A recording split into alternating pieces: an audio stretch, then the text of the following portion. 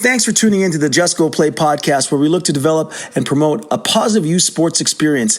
As always, we are available for speaking and private engagements and can be reached at info@justgoplay.ca.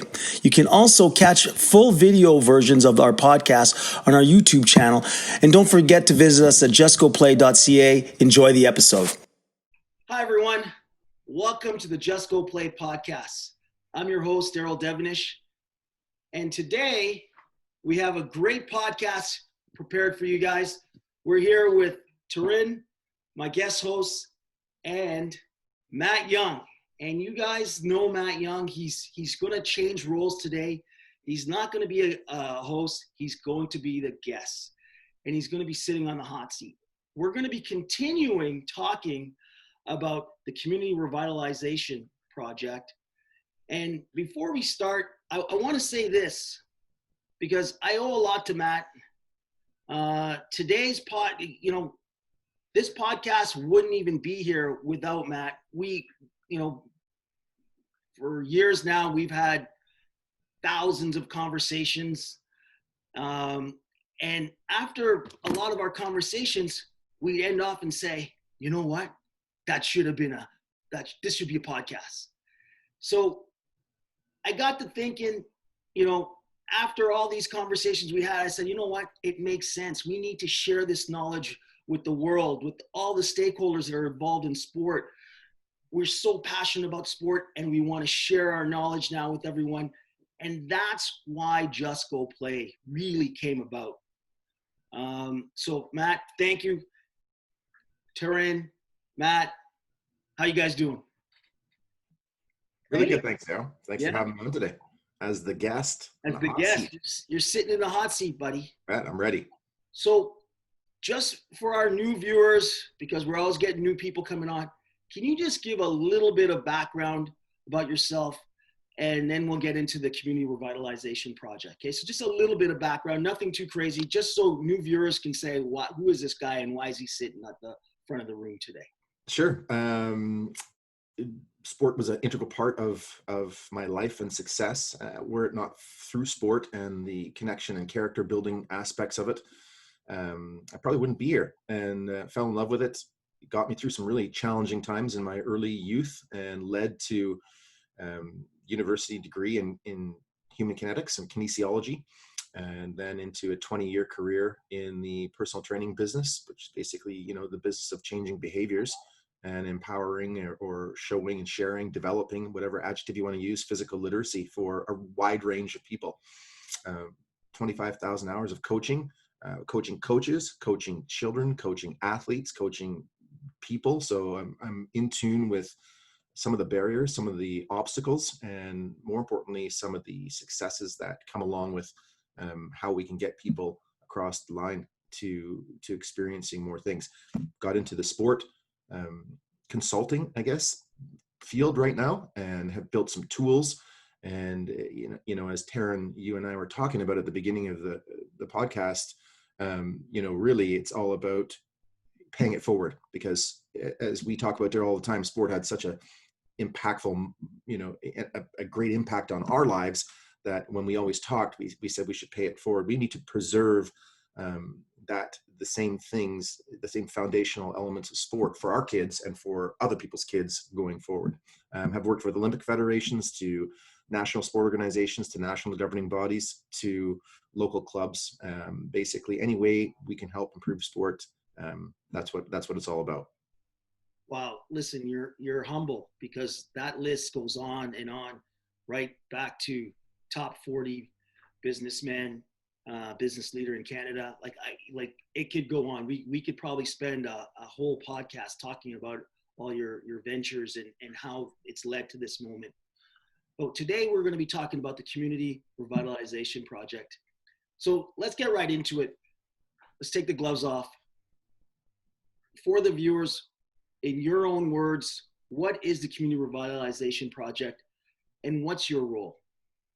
Yeah, so the Revitalization Project is all about being as prescriptive and supportive as possible with the needs of the community across physical education, parks and recreation, and youth sport. To us, they are interconnected, they are interwoven. I had a great talk about this yesterday. You know, when we went to school, the teachers were coaches, and the community rec programs had it was a place for everyone to go and experience different levels of sport, bring the community together. And then youth sports, you know, as we always say, was basically a dress rehearsal for real life. It was as many as possible, as long as possible, in the best environments possible. You were playing different seasons. So we've lost our way.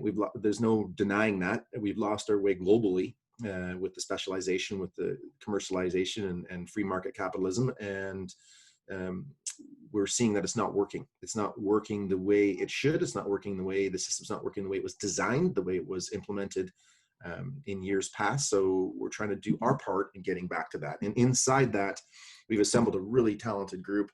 Taryn Communications, Mike Jennings, who you've had on physical education. Again, these people are decades of experience, not talking about it, not studying it, actually doing it. Nate Baldwin, Parks and Rec, Appleton, and then ourselves. My primary responsibility is the sport pillar, so the youth sports space. Okay, that's incredible. This project to me, and one of the reasons we've had you guys on the last couple of podcasts is because you're right. You have an incredible team. The knowledge, what you guys want to set out and do I think it will change communities and sport and how things move. My question to you is, you know, like over the last couple of years, I've known you, your focus has been on youth sports and education. Why now? Why are you bringing on, you know, the Parks and Recs in the community? How did that come about? Like, why you focus there now as well? I think the focus needs to be on the development of the entire community. And if you're just focused on youth sports, what we'd end up doing is perpetuating the bifurcation of sports, because youth sports is now basically those who can afford to play are those who get that opportunity. And that's not community revitalization. That's perpetuating a problem that already exists. By bringing in Parks and Rec, you're really opening up the doors to that inclusive, the diversity and inclusivity and diversity conversation that's happening, which is super important, because we're not always getting our best athletes. We're getting our athletes that can afford to play. But by making sure that the Parks and Rec is in alignment, now you're getting all of the athletes and people that want to participate. And then, as we all know, that starts in physical education. That starts right from what we're getting in school, what we should be getting in school, quality daily physical education. And if that's not a continuum, you're not picking anyone up. So by saying youth sports and we're just going to focus on that pillar only, you're missing out on a massive population. And where's the feeder system? So where is it starting from? So instead of the intellectual silos that we always like to operate in, we're actually trying to bring it back together and say, this is the pathway for quality health, quality life, quality movement. And it starts at physical education, and we've got some support there all the way through to the recreational or high performance pathway. So very inclusive. Right. You and I have had many conversations about this, where we've moved to a pay for play society. If you can't pay, then you don't get to play. Mm-hmm. And we're leaving a whole generation out of kids that could play sport, would get a lot from sport, out of the equation. So I see why you're bringing in these other pillars, sort of to reinforce that sport is good, and people, as many, for everyone. We say it's for everyone, but we don't act like that. But it's not actually in reality, and we're going to get to that. T, do you want to add to that? Yeah. So Matt, I have a question for you, because, you know, I'm part of the Community Revitalization team, really excited to be part of it, and I know more of the ins and outs. But for you, I'm sure this idea has kind of been in your mind brewing for a while. What sparked you now to say, let's do this, let's make these changes, let's bring in these specific pillars? You know, you're the one who had this great idea. How did you and when did you bring it together? Great question. The timing's right. You know, if we don't take something out of this pause that we've been forced to have in the sport system, and then go back and do it properly, then we've lost a huge opportunity. And we've lost a huge opportunity to take a really good look at what we were doing. Kids weren't complaining that they were missing winning. during this whole pandemic. They were complaining that they're not having fun. They weren't with their friends. They weren't getting exercise. They weren't being active. Parents were complaining that their kids were hyper. They didn't have an outlet. They didn't have a release. It wasn't about getting in the car and driving to the state championship or this travel ball or travel hockey teams or these tournaments in the selector states. It wasn't about that. It was about actually really the camaraderie. And if we can't see that through this, which some people won't, but if we can't take this opportunity to reset and then go, okay, now we got to get back and bring the value back to what the stakeholders want.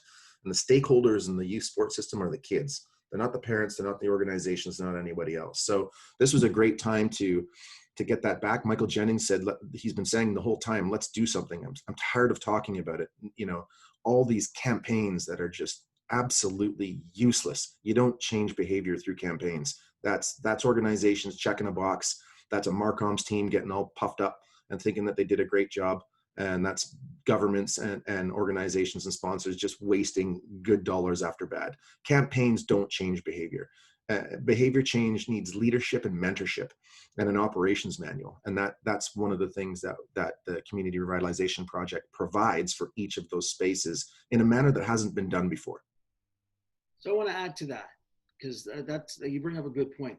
Is the Community Revitalization Project about going in and rebuilding a community where they're at, or is it a pivot, or is it just a change in culture? Like, does that make sense, Matt? Yeah, I think so. I mean, I'd answer it this way. The project is designed to be digested whichever way the community wants. If a community wants to come and say, listen, I'm from a Parks and Rec in my community. I read about this online. I want help in Parks and Rec. I don't really have inroads to sport or schools, the education system. That's fine. We'll support them. Ideally, of course, you want to have all three in line, because that really creates that pathway that's sustainable. It's not sustainable if it's just one, because you're doing a good thing in this one sector, and then it's being screwed up in this sector, and this sector, and you're battling. So it's really, we want it to be the entire community. We want it to be where the community is, what the community's needs are, and we want to be as supportive as we can. And Matt, I love that. I think there's two things we're definitely going to ask you about. One will be around the Marcom issues, the big campaigns. The other is about, integrating in the community. But before we go into that, I'd love us to take a step back and talk about youth sports.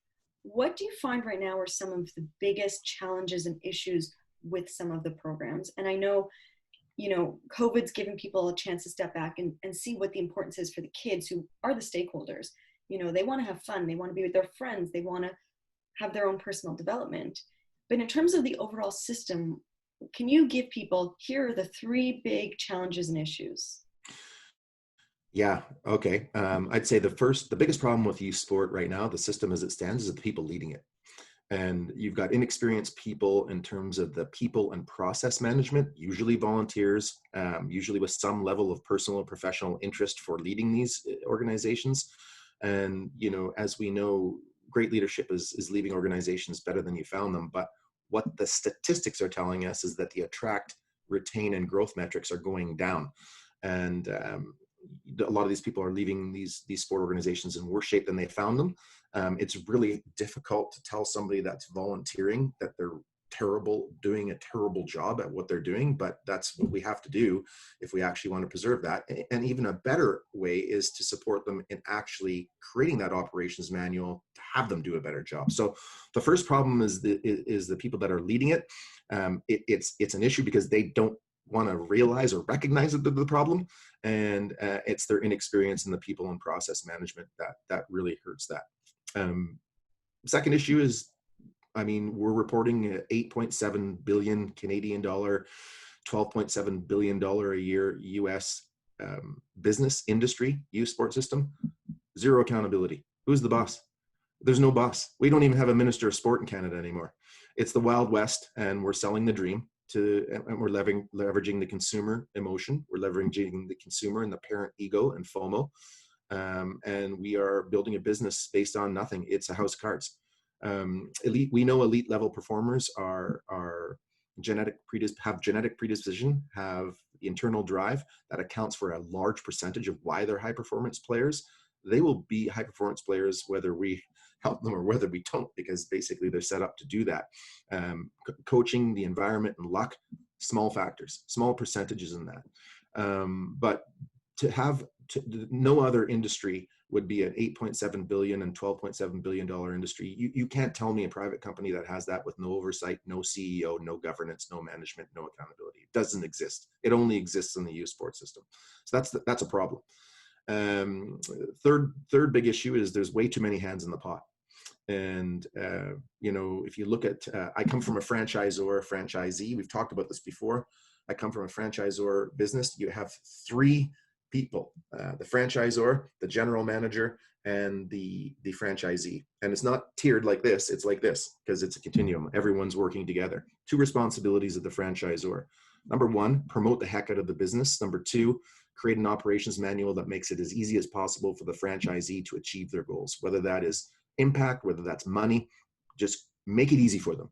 That's the franchisor's two primary responsibilities. General manager, they have two primary responsibilities. Number one, make sure the franchisees are operating in compliance with the operations manual, so they are the accountability.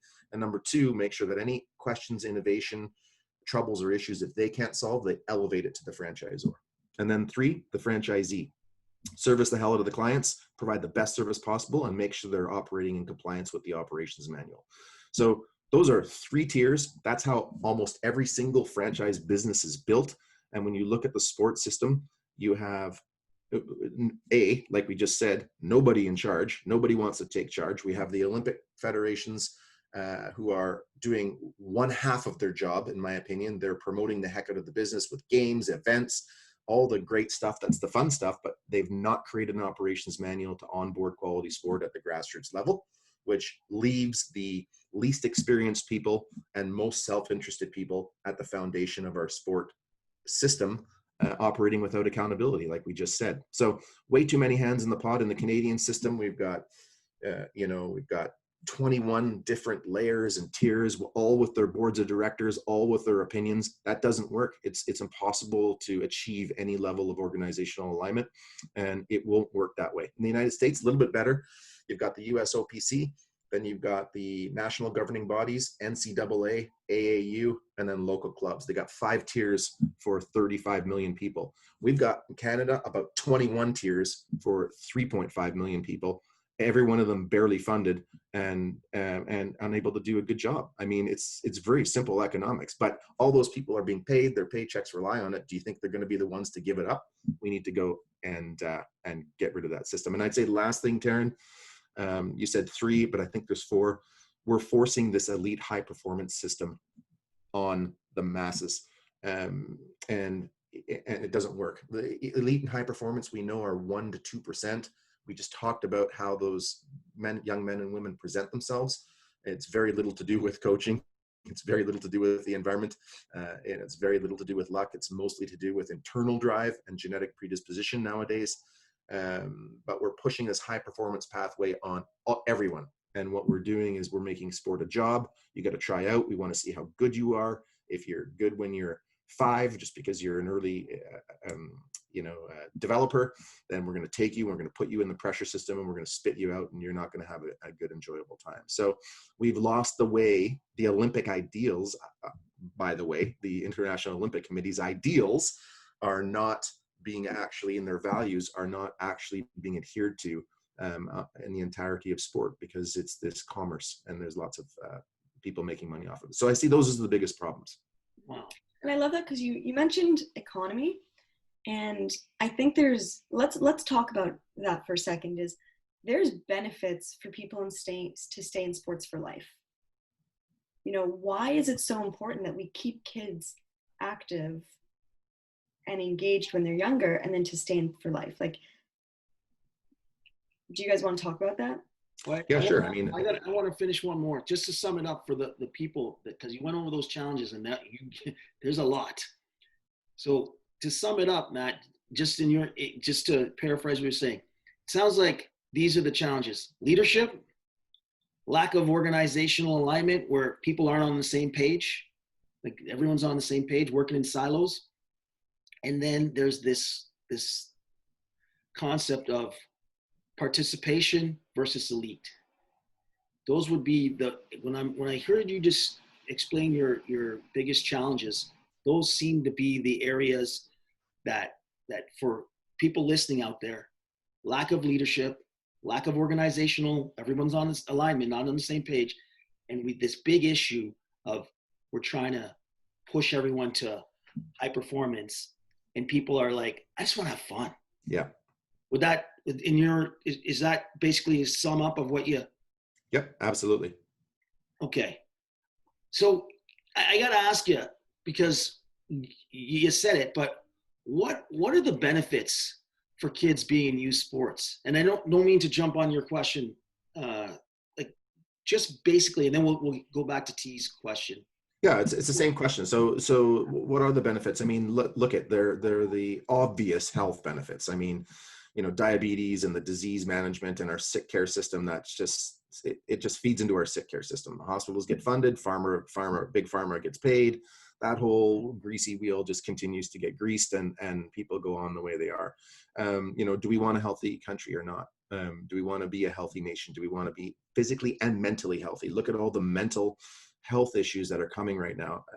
Absolutely. Are they tied to our sedentary lifestyle? Or are they tied to the digital age? Are they tied to not having the confidence and competence and things that come through sport and art and the development of that? Are they tied to the disassociation from community and pulling the community apart instead of bringing communities together? Absolutely. That's undeniable. It's evidence-based. It's anecdotally based. You don't even have to be a researcher to look at that and say, this is an issue. So the importance of youth sport transcend the dollar amount. That's currently being have. I mean, gosh, it's billions and billions of dollars saved if we can create a healthy ecosystem. Because I don't have sport, movement, life, and education all parsed into individual things. I view them as a collective, and they're all interwoven and intertwined. They're an ecosystem, and we need to get back to fixing that ecosystem, just like we've watched the earth repair itself because the humans haven't been allowed to crush it. We need to get in and help the sport system repair itself because those in charge haven't been allowed to crush it. Does that answer your question, Taryn and Daryl? Yeah, I see that. Those are great benefits. Like, and I've often heard you say sport is a dress rehearsal for life. That's one of my favorite quotes from you. If your kids now are grown and have gone through it now, you've taken them through youth sport, would you have done anything differently? Just did they obviously they benefited, but would you have done anything differently?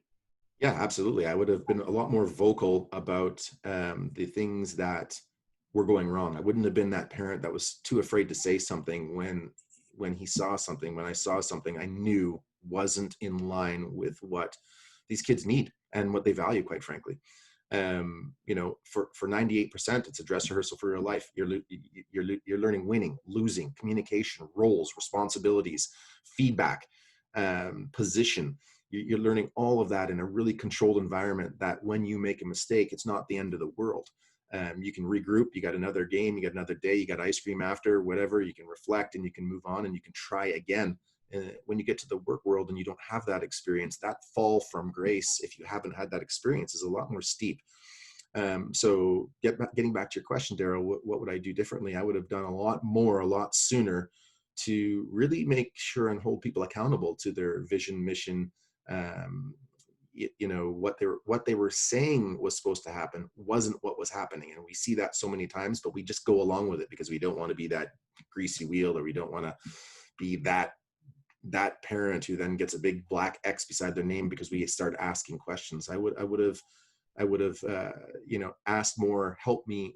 I'm seeking to understand, help me understand what is happening here, because it doesn't align with what you're saying, with what the vision statement is, with what your NSO is suggesting, or with any of the ideals, basically anywhere in sport. I love that. And I think too, Matt, what you've hit on without saying completely explicitly too, is part of the youth sport pillar and the programming that you've developed touches on the 5 C's and will help kids really build that confidence and that competence and those skills for life. I want to dig into actually what you were just talking about, though. There are a lot of companies, brands, organizations that have said they're going to do something and come up with these big campaigns and these beautiful marketing platforms. Let's talk about it. What are some that you've seen that you were just like, this sounds amazing, this has potential, and the follow through wasn't there or the action didn't go anywhere? Oh, in sport, where do you want to start? First of all, sport is for everyone. Sport is for all. Okay, stop saying that, because it's not for all. And every time you say it's for all and behave the way you do, you look like an idiot. So sport isn't for all. Sport is for the privileged who can afford to play sport at more times than less. And of course, I'm generalizing here because there's good pockets everywhere, but those good pockets, unfortunately, aren't the norm. They're the exceptions. So everything I say, take with a grain of salt. That's the first one. Sport is for all. Look at the girls.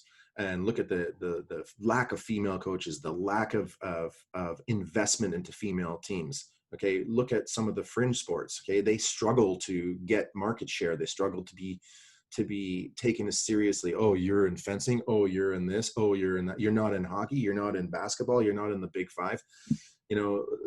That's BS. So sport isn't for all. And we've proven that time and time again. Socioeconomically, by gender, sport is for white privileged boys, young boys, mostly. So let's call it what it is. It's no bandwagon here. Let's just be real honest with ourselves.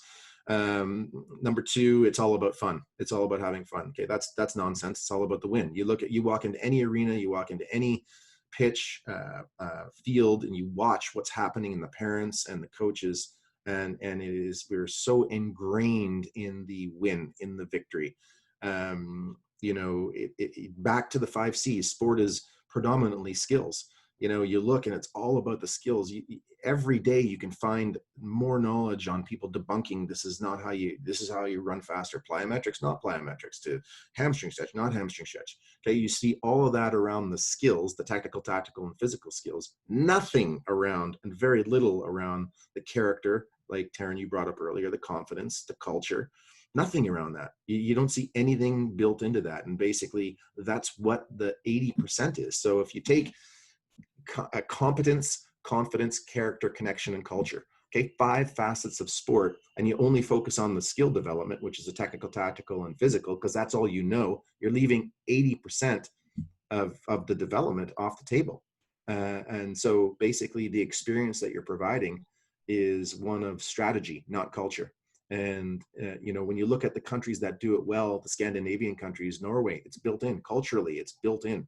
Kids are moving, they're active, they're after school. There's a transition from after school right into programming, and they do it well. Sweden, why the hell would we have our hockey players go on travel teams? Because that would take them out of the community. Why the hell would we take our kids out of the community when they're growing up? We want them in the community. That's culture. Iceland, we're going to have our best coaches. Our best coaches are going to coach at the grassroots level, because why wouldn't everybody get access to the best coaching possible if we want to flourish as a nation across a said sport or culturally? Those are cultural differences. In North America, all about strategy. Well, let's bring in this guy. We got to check the box. We got to do this.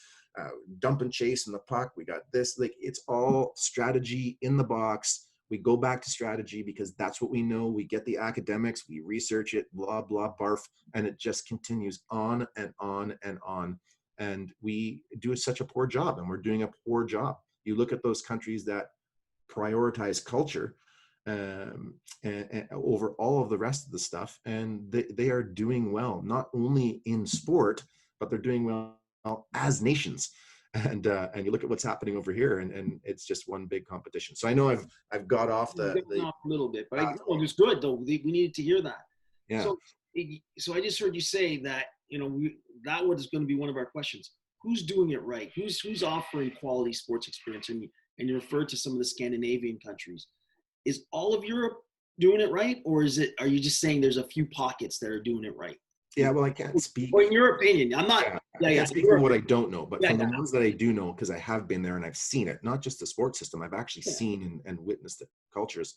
Yeah, a lot of Scandinavian countries are doing it right. They have good models for participation, and they let the high performance happen. They don't force the high performance. They don't try to capitalize on the high performance, and as a result, they've got lots of high performance. You know, top 10 draft picks in the NHL came from Sweden because they've had a time to nurture and develop and love it, versus just being pushed and kicked and pressured into it. So who's doing it well? Yeah, they're doing it well. But you know what? Generally, anywhere where folks are in charge that prioritize the needs of the participant first, and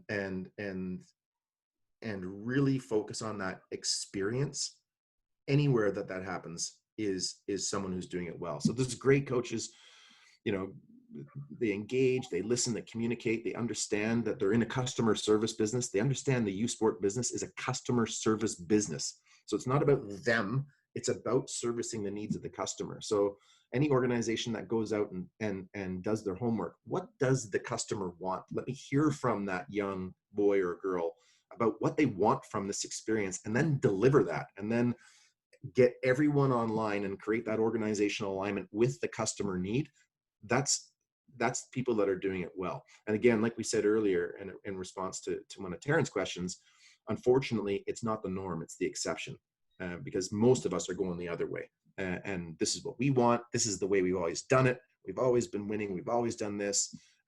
Who are you to come in and tell us that it can be different, or question what's happening? You know, we've got it. We've played, so therefore we're good at managing. Blah blah blah blah. Garbage. And that leads me to my next question, because in the youth sports in most communities, I don't think most of them think they have a problem. So how are they going to look at the Community Revitalization Project? Are they going to need them? Why would they need this process or project to see, you know, it helping them to get better? If they already think, why would they need you? Yeah, tough question. You're right. Most people don't think they have a problem because nobody actually asks for the attract, growth, and retain metrics.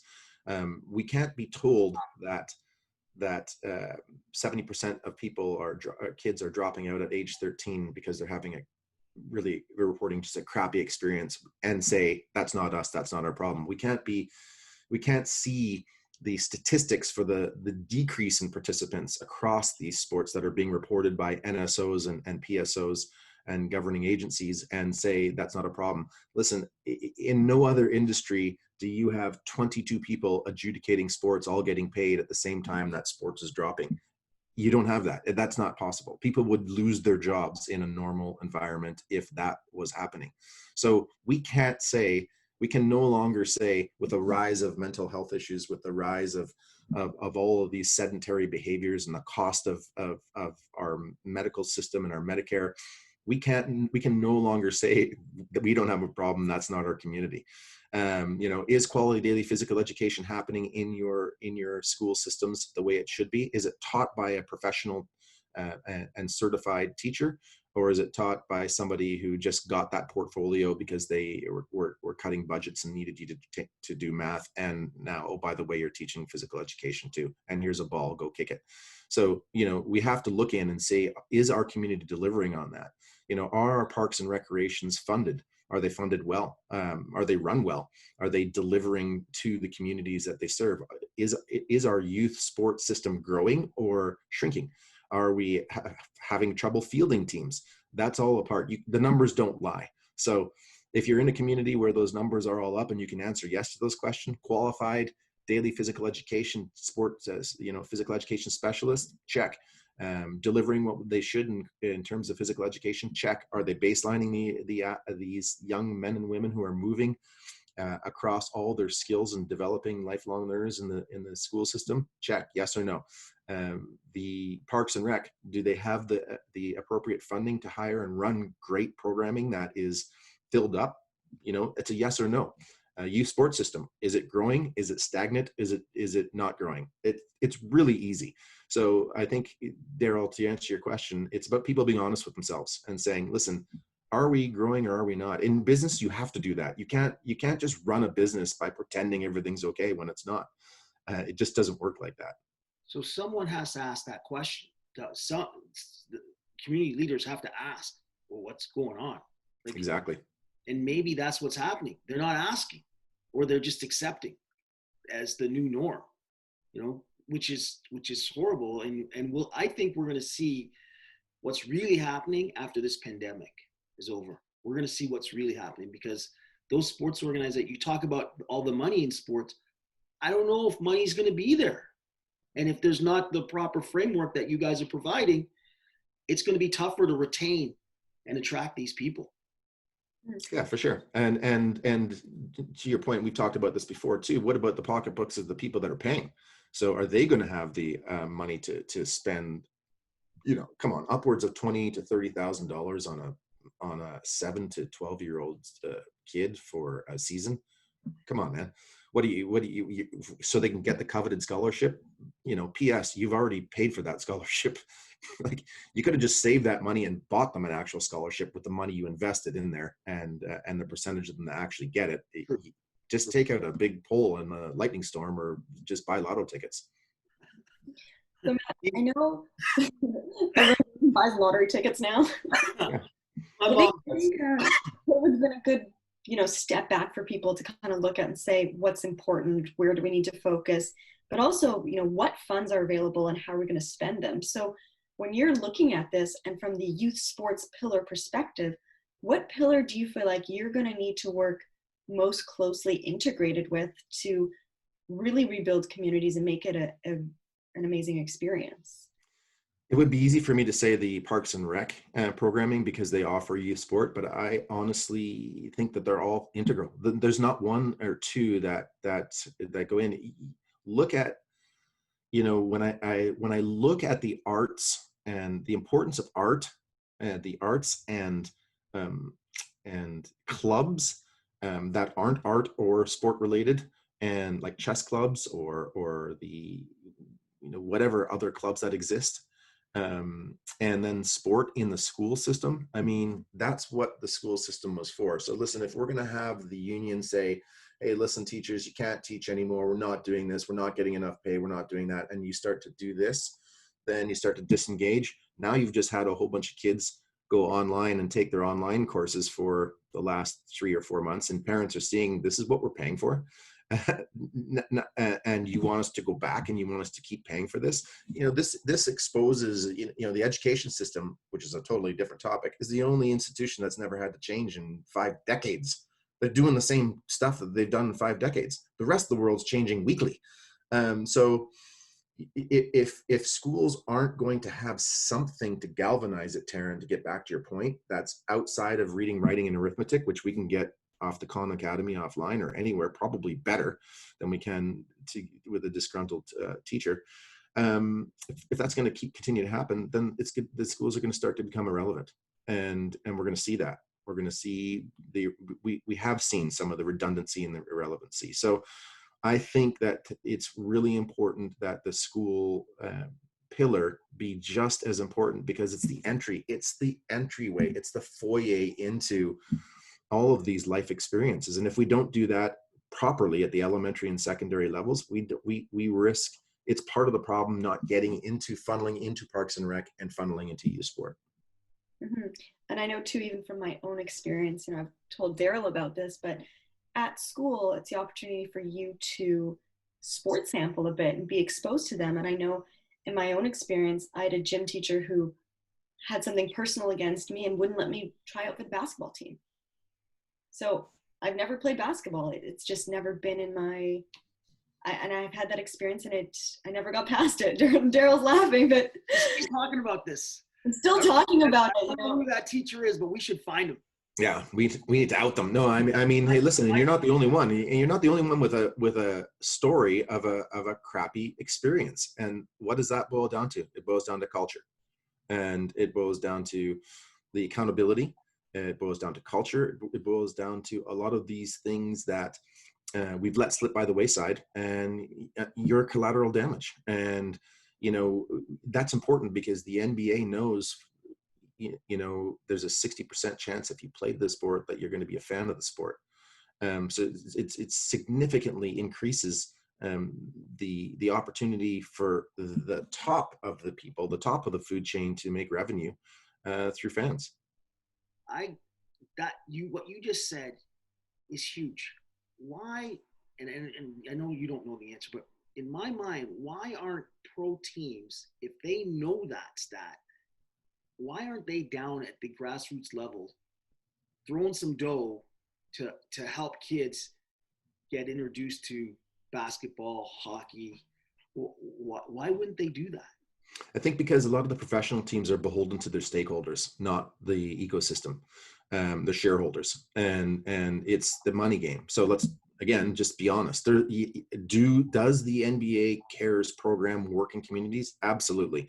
Does the NHL do things in Detroit communities and etc.? Do they all have pet projects and different projects that they're integrated in? Absolutely. But are those projects very deliberate? I mean, do you think if the NBA, PGA, MLS, NHL got together and said, listen, we need to prioritize physical education and we're going to put funding in to make sure that every single school has a specialist teacher, and this is what the curriculum we're teaching, and we want to make sure every one of our sports are represented? Do you think that would change the landscape? 100%. Absolutely. Do you think that would engage young men and women and kids to be inspired in sport? Absolutely. Do you think you can leverage some of the talent and star power to make that come to fruition? Absolutely. You know, why don't we do it? Because it's a line item. It's an expense. Yeah, someone who's going to lead it. Who's going to lead it? That's not going to have their best interest in mind, and you know, hire all their buddies and go through the same old nonsense that we see. Again, it's a leadership issue, which goes back to the beginning. You know, of the biggest problems. It's a leadership issue. You got to have the right people in the right place at the right time. Wow, Matt, this project is huge, man. Like I love what you guys are doing. I got one more question for you. Like, do you think this is going to work?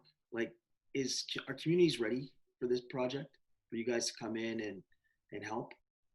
God, no, not even close. You guys talked about the fact that, first of all, you got to recognize you have a problem. I think so many people are still in this state of lunacy that they don't have a problem.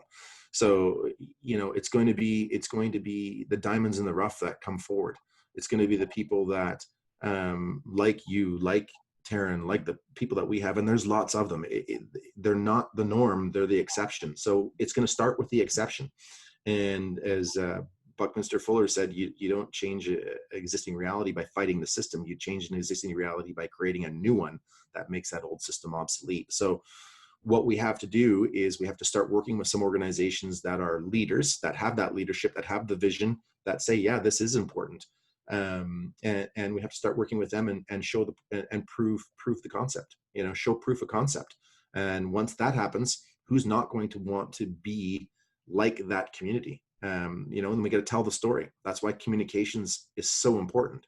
You got to tell the story. This is what happened. We do such a poor job of communicating good things that are happening, and the pockets of excellence, and diverting people to those groups. But we're going to change that. So, you know, are communities ready? Probably not. Will we get communities that want to step up and try it out? Absolutely. Will they?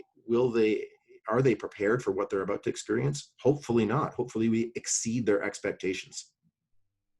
Wow, that's awesome. T, you want to add to that? Or? Yeah, I think without going too far into it, I think there's a huge communication issue, which we're going to get into more next week. Yes, we will.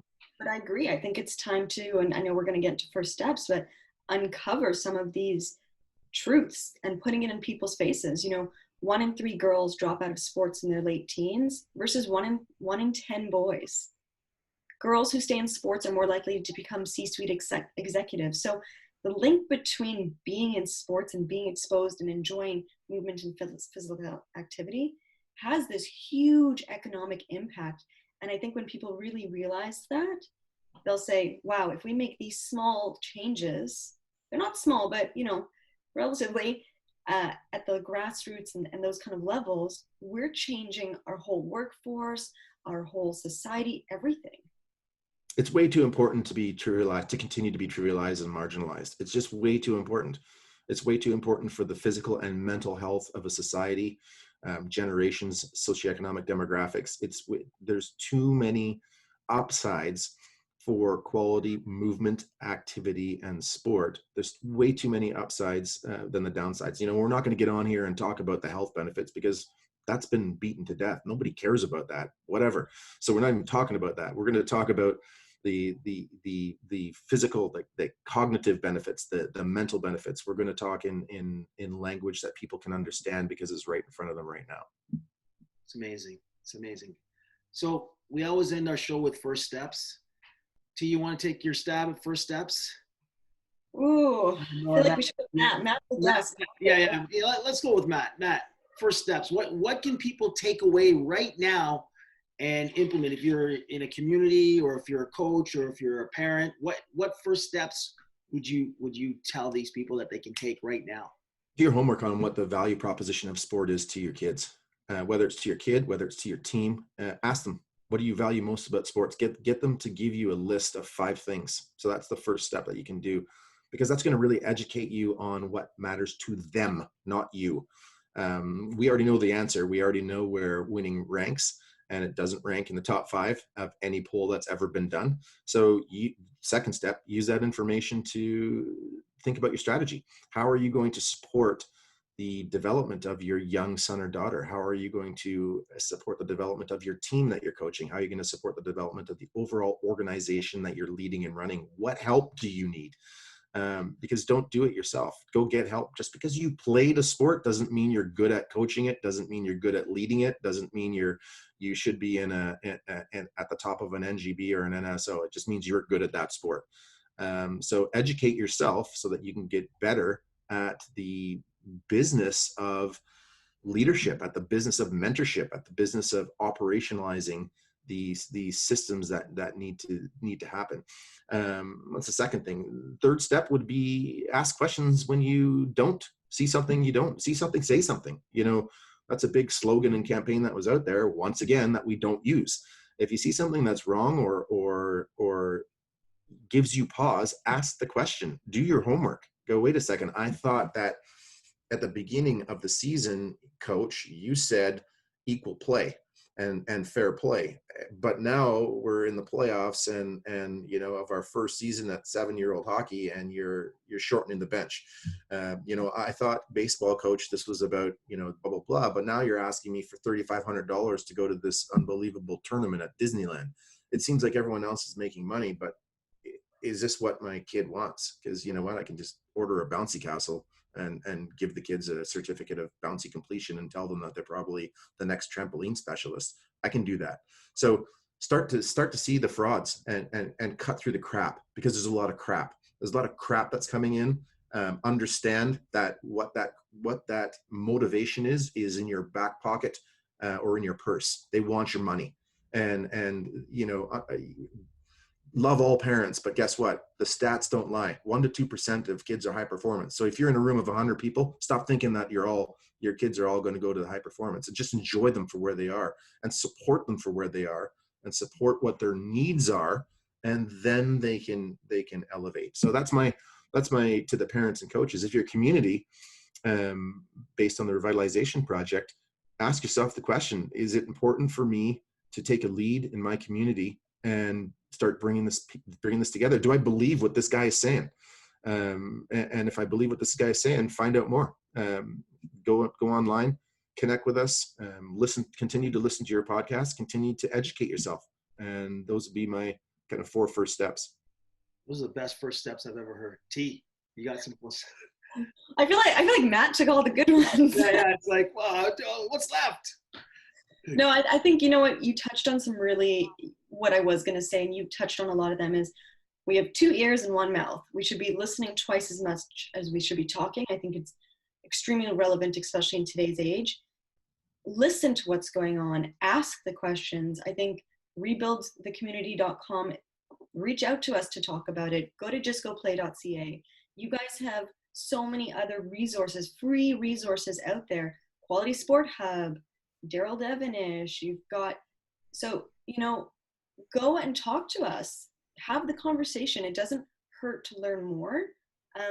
But I think a big thing is now like questioning why things are the way they are, and everyone really like holding themselves accountable to the experience and to then what they're putting their kids through.